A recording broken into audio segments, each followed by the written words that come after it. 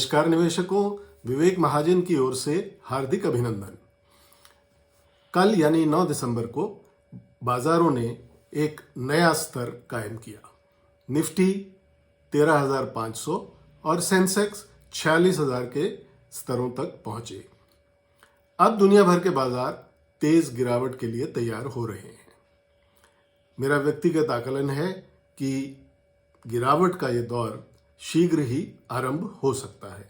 मार्च 24 को निफ्टी 7,500 के स्तर पर पहुंचा था और वहीं से निवेशकों ने एक अच्छा पैसा बनाया है।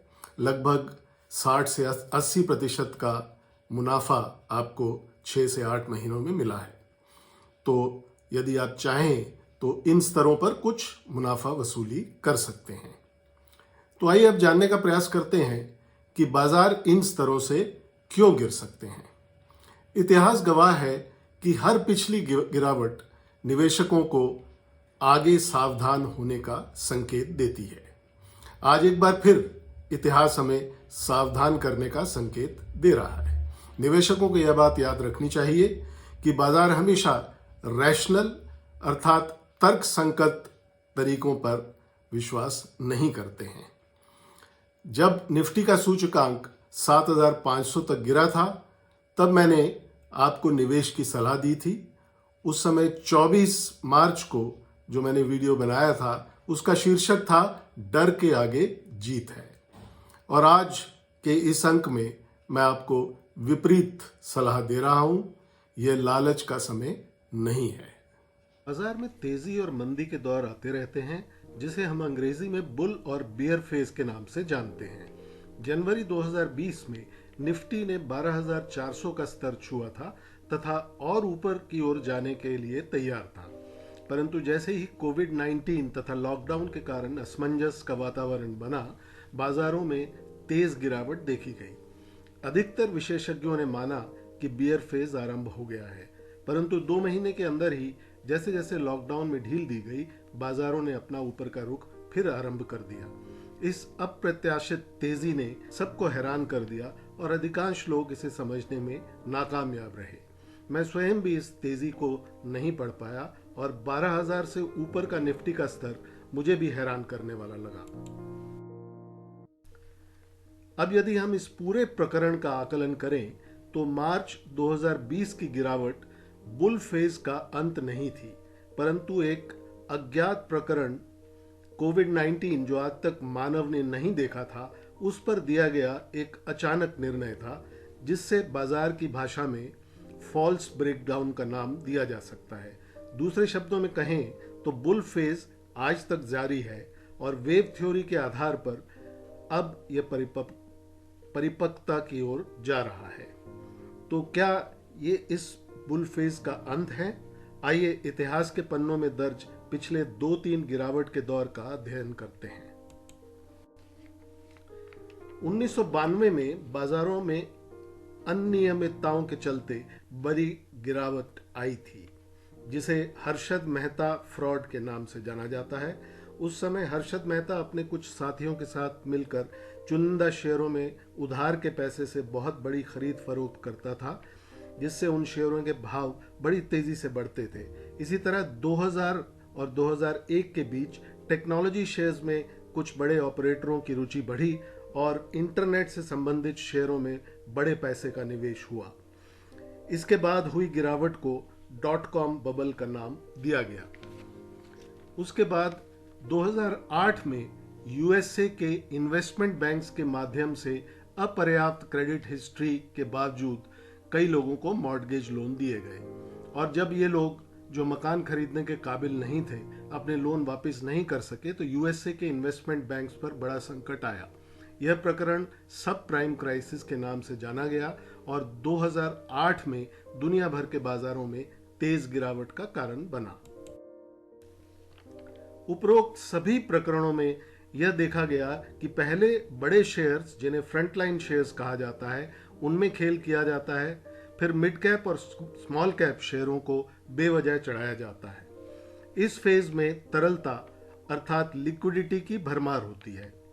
इसे हम मंकी सिंड्रोम का नाम देते हैं। यदि मैं कोई बोर्ड पर 50 शेयरों के नाम लिख दूं और किसी बंदर को कहूं कि बोर्ड पर निशाना लगाए, तो जिस नाम पर बंदर का निशाना लगे वह शेयर यदि मैं खरीद लूं, अगले कुछ ही दिन में मुझे अच्छा मुनाफा मिलेगा।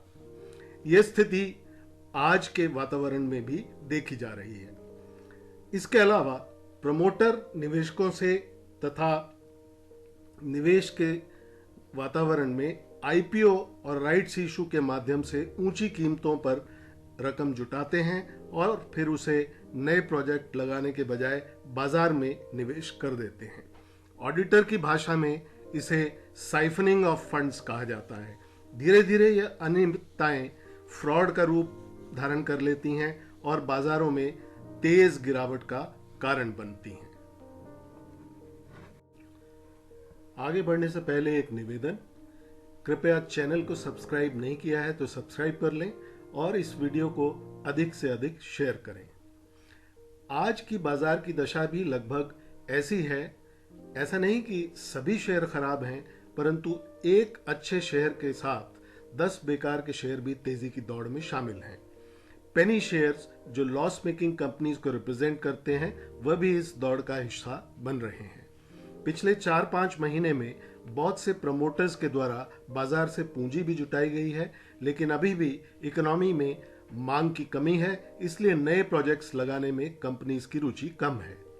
बाजार द्वारा लगभग सभी पॉजिटिव न्यूज बचा ली गई है, जैसे जून तिमाही में लॉकडाउन के चलते उत्पादन में कमी, सितंबर तिमाही में रिकवरी के चलते काफी हद तक बहाल हुई है। वैक्सीन के अनाउंसमेंट भी बाजार की तेजी को हवा दे रही है। परंतु अब आने वाले समय में बाजार कुछ बुरी खबरों के लिए तैयार होगा। विश्व पर मंडराते हुए युद्ध के बादल, तुर्की, ईरान, चीन और पाकिस्तान जैसे देश आज भी दुनिया के लिए खतरा बने हुए हैं और युद्ध की संभावनाओं से इनकार नहीं किया जा सकता। कोविड की आड़ में विभिन्न सरकारों के द्वारा एक तरफा कदम उठाए गए हैं, जिनका जनता के मन में आक्रोश बढ़ रहा है। जैसे भारत में भी किसान आंदोलन पनप रहा है। यदि इसका तुरंत समाधान नहीं निकाला गया तो यह हमारी अर्थव्यवस्था के लिए घातक सिद्ध हो सकता है, क्योंकि पिछले 6 महीने में कृषि क्षेत्र ने ही भारतीय अर्थव्यवस्था को संभालने में मदद की है। अर्थव्यवस्था में नकदी या लिक्विडिटी की बहुतायत के कारण बहुत सा धन स्टॉक मार्केट में आया है, परंतु इकोनॉमी को सुधारने में नहीं लगा है। यह मिसमैच आने वाले समय में ठीक होगा। दुनिया भर में बैंकों की हालत बहुत खराब है। इसका ट्रेलर हम भारत में भी देख चुके हैं। प्राप्त समाचारों के अनुसार चीन में बैंकिंग क्राइसिस बना हुआ है और जैसे ही वह सार्वजनिक रूप से उजागर होगा, दुनिया भर में फाइनेंशियल सिस्टम पर उसका विपरीत असर पड़ना निश्चित है। आज निफ्टी और सेंसेक्स का पीई 36 के करीब है। इस टेबल में अगर हम देखें तो जब भी पिछले बुल रन आए हैं, कभी भी पीई रेशो 30 से ऊपर नहीं गया है। पिछले बुल रन में यह 29 और 30 के बीच में रहा था। अतः उपरोक्त इन्हीं कारणों को देखते हुए यह निष्कर्ष निकाला जा सकता है कि इस बार की तेजी या बुल रन अब अपनी अंतिम सांसें गिन रहा है। जो निवेशक प्रॉफिट बुकिंग करना चाहते हैं, उनके लिए समय बहुत कम है, कहीं देर न हो जाए। नए निवेश के लिए इस समय रिस्क रिवॉर्ड रेशो उपयुक्त नहीं है, क्योंकि यहां से बाजार का ऊपर की बजाय नीचे जाने का संयोग बेहतर है।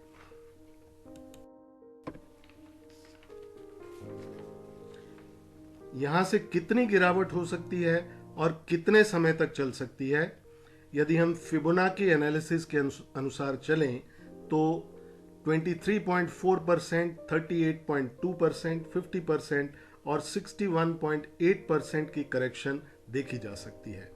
7,500 से 13,500 तक का निफ्टी का सफर, जिसमें हमने 6,000 पॉइंट की तेजी देखी है, फिबोनाची एनालिसिस के अनुसार इस 6,000 पॉइंट की जो गिरावट आएगी, वो पहली गिरावट निफ्टी को 12,100 तक ले जा सकती है और दूसरी गिरावट का स्तर 11,200 है।